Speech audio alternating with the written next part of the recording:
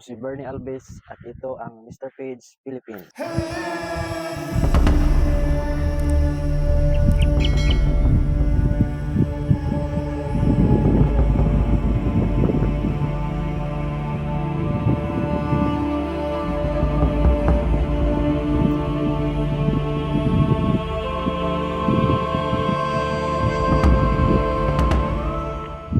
Ito yung na-miss ko dito sa probinsya guys, yung sariwang hangin, tapos tahimik na lugar.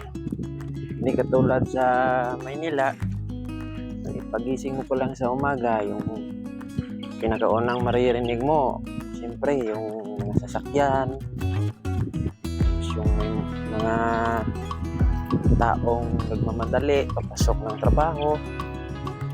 Dito sa probinsya guys, sa lawak ng tanawin dito, ang maririnig mo lang tuwing umaga, hindi ng mga ibon, sariwang hangin galing sa baybayin. Ito dito guys, ito yung playground namin dati. Nasa mga 10 years old siguro ako noon. Dito kami nagpapalipad ng saranggola tuwing bakasyon.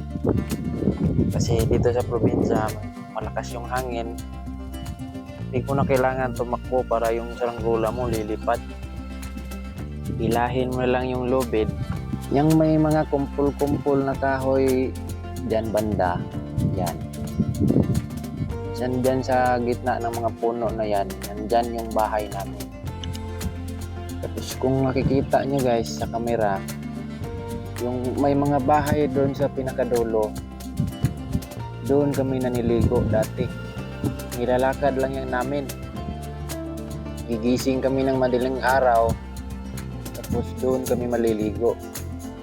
Isipin nyo guys, sa lakas ng hangin. Siguro dati naalala ko pag papunta pa lang doon, naka-jacket kami. Pag pabalik, siyempre basa ka na, malamig. Ginagawa namin guys, magtatakbuhan kami para yung katawan medyo mainit kasi may pawis. Layo niya no, doon pinakadulo, doon kami maliligo.